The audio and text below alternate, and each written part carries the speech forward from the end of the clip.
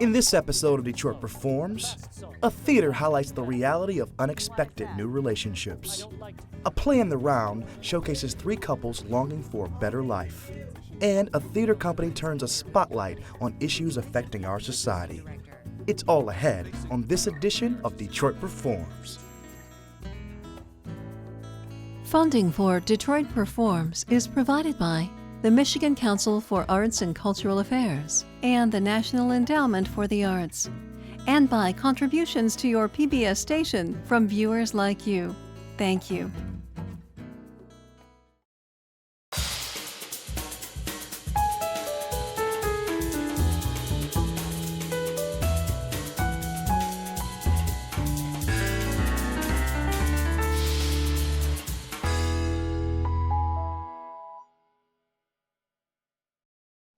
Hello and welcome to Detroit Performs. I'm your host, DJ Oliver, and today we are raising the curtain on the fourth season of Detroit Performs.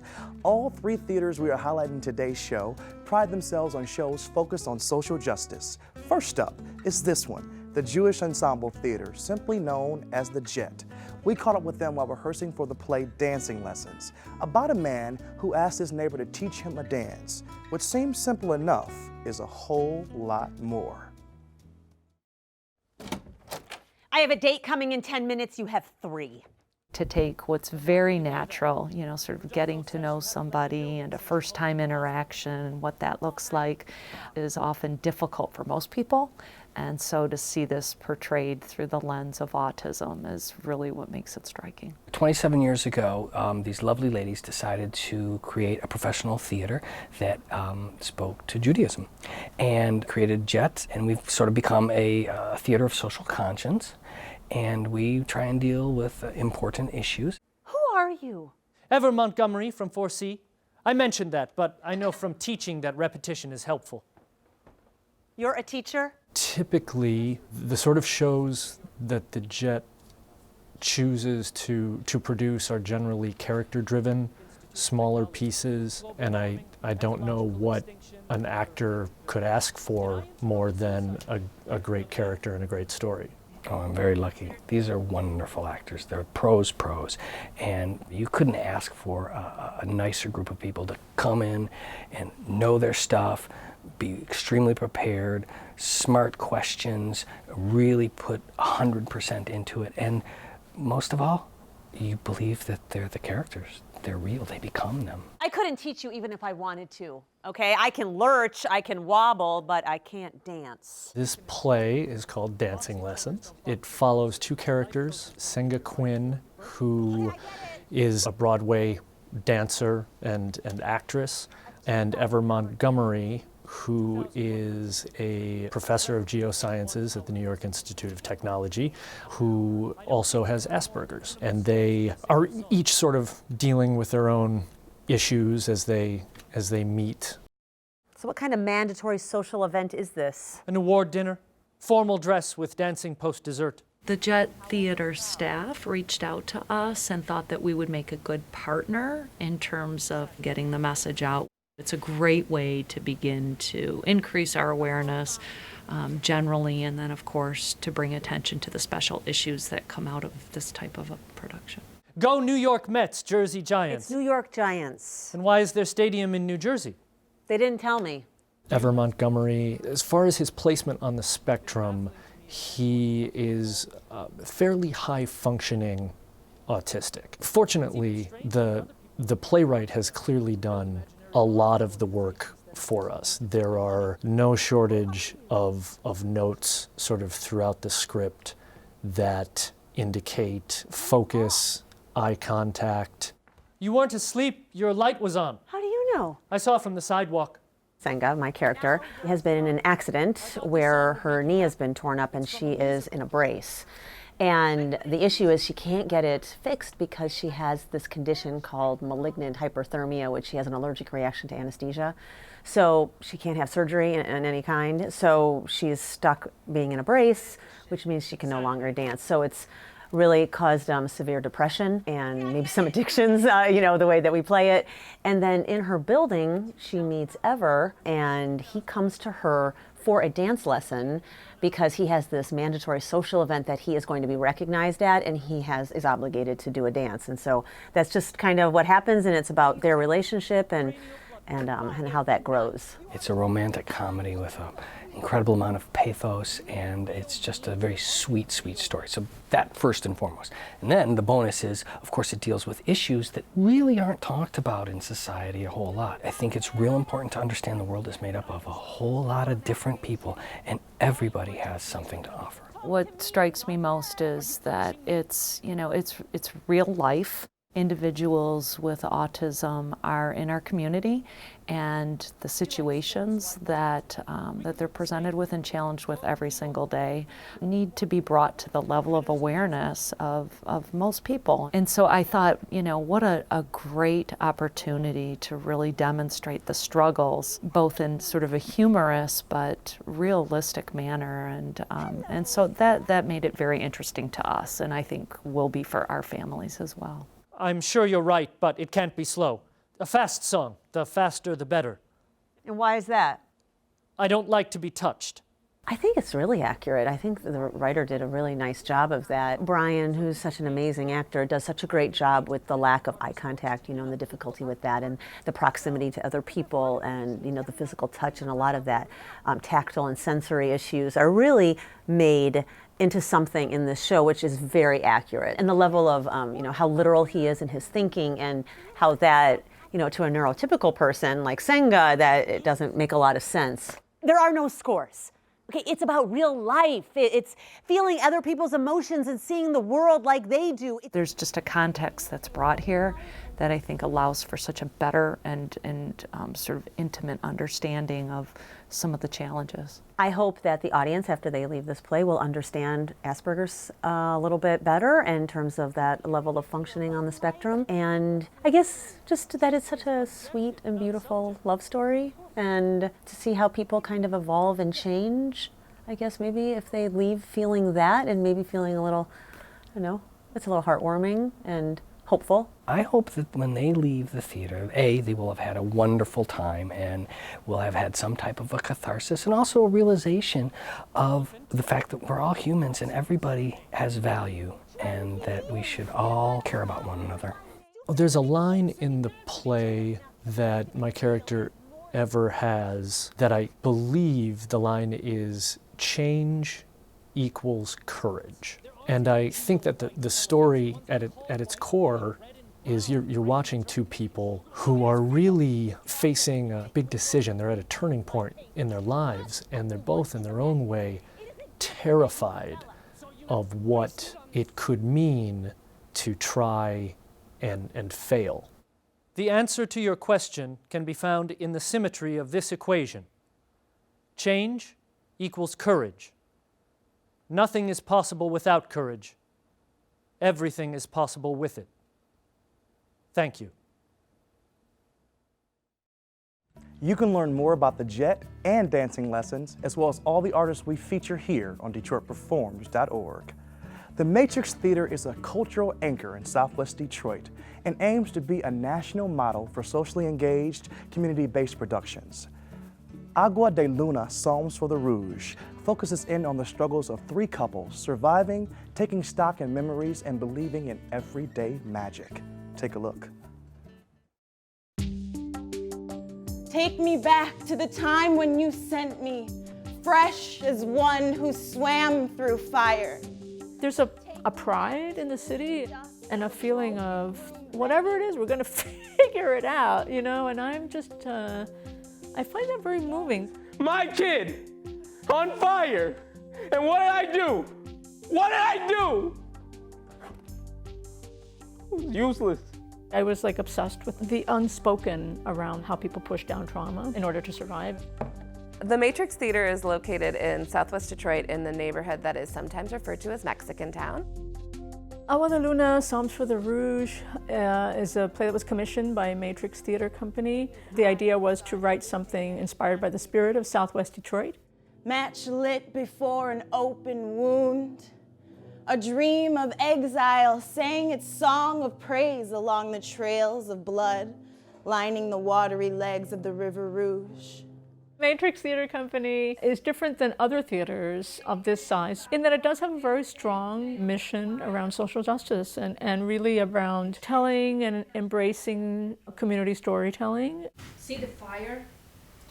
No, ma'am. Very big tonight. The whole river was aflame. The Rouge can burn through a man clean, so they say. You know, I'm not from here, but they called me up and I was like, Detroit, awesome, I get to make a play for Detroit, you know, and so, but I didn't know about Southwest Detroit.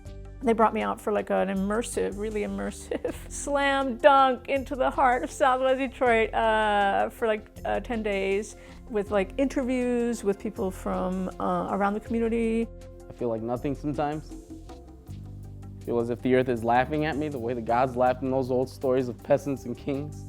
The play takes place in a place that could be Southwest Detroit. So that's how I describe it. A time like now, a place that could be Southwest Detroit. Es un secreto entre tú y yo.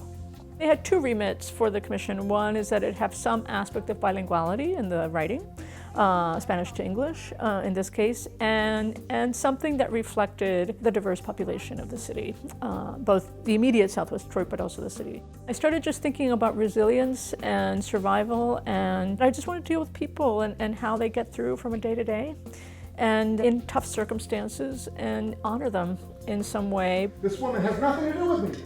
The play inspired by a lot of the people that I met here in Southwest Detroit and just sometimes just the landscape. A lot of the stories that I heard from people were traumatic. If something happens to her, you're gonna blame me. I wouldn't do that. Ever since Ronnie passed. Hey! We're not talking about that. Never talk about Danny! I was brought in for this show in particular because as a director, I have a lot of experience with new play development and with creating original works. My focus is not on realism, and so with Cardad's text that's really poetic, it was sort of a good match. And I really am very passionate about their social justice mission and live in the neighborhood. If you let things be, the hum of the dog with the bird on its tongue will shout yes to a memory of a now that need be sung. The poetics of this play are definitely what struck me first, of that it leads with the poetry, and then it's these snapshots that are actually rooted in realism, but then the magic of the poetry sort of interrupts and comes in and lets us tell the stories in a new way. The story of Agua De Luna comes for the Rouge. On a very simple level, it's snapshots of 3 different households. Beer tastes like lead. Spit it out. Doc said you can do all that working out. Helps the baby. It makes him seasick. Not indeed. They tell you? No. I want to make something intimate. I want to make something that feels like the audience is complicit with the action and that it feels super, super close up into these people's lives. This play is being staged in the round, which is a first for Matrix Theatre, so that means that there's audience on all 4 sides. I really wanted there to be a feeling of intimacy that felt like you were peering into these people's homes and these people's lives, while these people's lives were being amplified in a more theatrical way. You going to Beto's first? Told Theresa May I'd be there. Working half day for this time? That's what they want. Make sure they pay you. Always do. We see them struggle, maybe make peace with each other, maybe reconcile with each other, maybe find beauty and harmony in their lives, and go on. And so it's really about this community, these group of people, as opposed to a single protagonist kind of story. This play I really think is about how it's your relationships in life that get you from one point to another. This is an 8-person play, which is big for Matrix Theatre Company. It's a lot of people. Whoever gave you this amulet was witness to the darkest things in this world. There's the 108-year-old woman named Teresa de Los Angeles, and she is Mexican, so actually English is her second language, which was really important for me for this character. There's 2 characters that go in and out of speaking Spanish, Teresa and also her grandson Beto. Dog's quiet. He's sleeping. Bet he roared through that fire. He called out the heavens. Eso es verdad. Beto is the grandson of Theresa May and the partner of a character named Denny, which is played by an actress named Aja Dyer. And they're in a relationship that is struggling at the moment. We can't take care of her here. She's gonna hear you. She's sleeping. You know what it's like when she sleeps. We can't.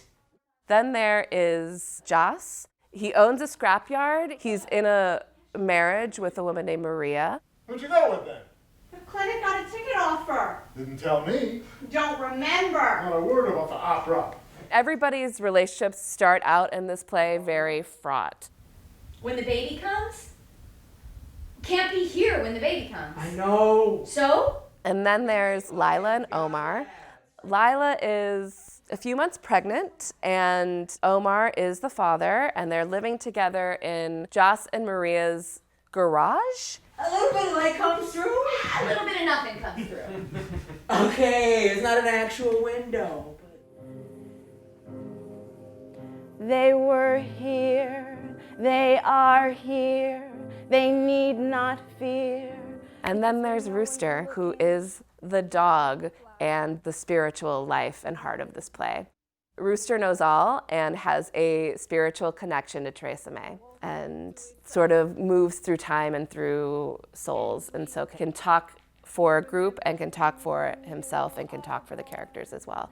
This is what happens when you're touched by the rope of memory under the light of the moon. If and when audiences come to see Agua De Luna Psalms for the Rouge, and if they're from Southwest Detroit, how they may, walk out the door right afterwards.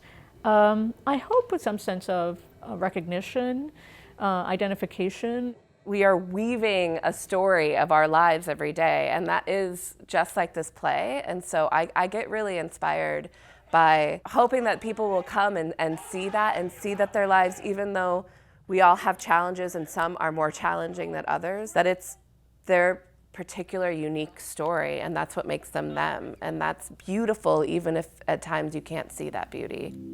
It is written in the sky. It is written in our blood. The bird will rise. The bird will fly.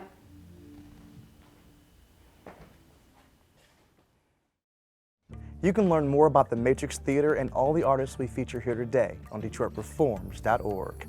Now, let's check out some upcoming events happening in and around Detroit.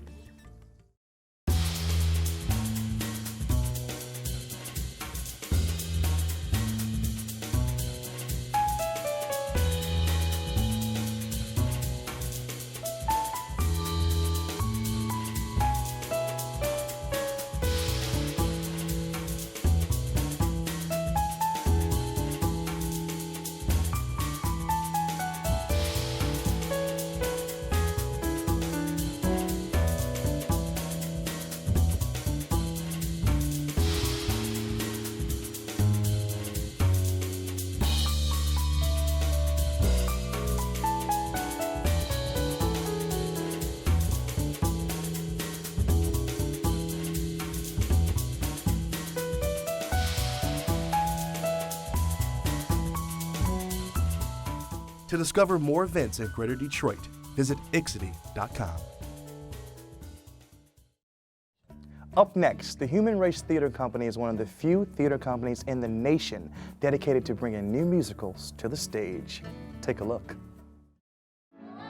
I've been writing this musical for a long time, and now it's finally happening because some theater cared enough to get the music together with the choreography, together with the book and the story and the characters and the casting and the design look and the orchestrations. It's a beast. It's a complex undertaking, and very few theaters understand that. And if they do understand it, very few theaters actually are willing to make the sacrifices to do it. And Kevin and this theater have educated this entire community. They've actually made people part of the process and made them excited to see something come back in a couple of years and see where it's developed because of their support. I mean, that's a rare thing. The Human Race Theater Company, Dayton's only professional theater company, has been working with composer and lyricist David Spangler and others to bring a new country musical, Play It by Heart, to the stage. Artistically, it's the best feeling you could possibly have. When you find a theater that's willing to put the resources and feels that your product is important enough to pay to bring you all together and really work, it's like heaven for a writer. It's fairly unique. Not all theaters develop new works. There are theaters that simply produce existing works. And even among those that produce works, we are a little unique because we do provide full 2-week experience where the writers can come in and try out their work. We provide them with everything they need, a place to do it, equipment, and most of all, very talented actors so they can see it come alive and experience. And something that Dayton has is that we have a very sophisticated theater community. And so when these works are being developed and there's an opportunity to present it to an audience, they get very valuable feedback.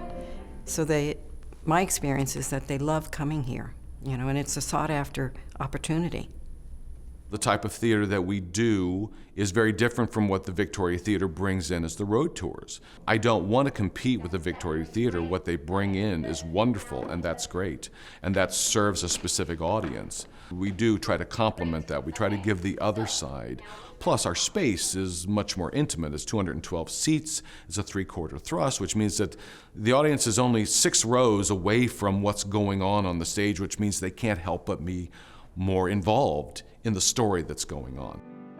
Creating a professional theater company was both a chance to develop Dayton talent and keep them here, and then also use them as teaching agents in area colleges, schools, and private studios. Founding member Kevin Moore has transitioned into many roles over his career with the company, most recently the artistic director. The basic job of the artistic director is to make sure that the stories that we put on stage fulfill the mission of the company, which has been to really show the human condition. What is it about us that makes us human, both the good and the bad?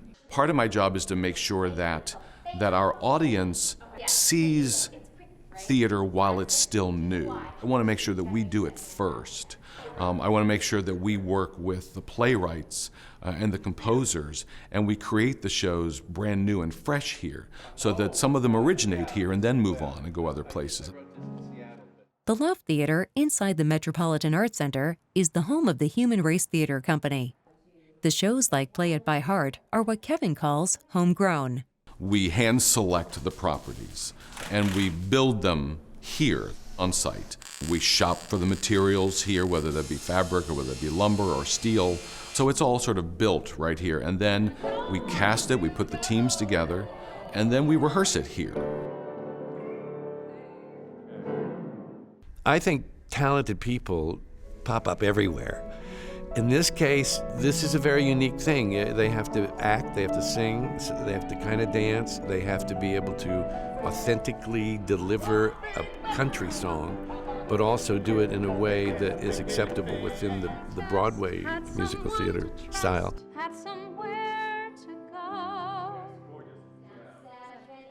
Oddly enough, the rehearsal process typically is 3 to 4 weeks. It's not a long period of time to put a show together.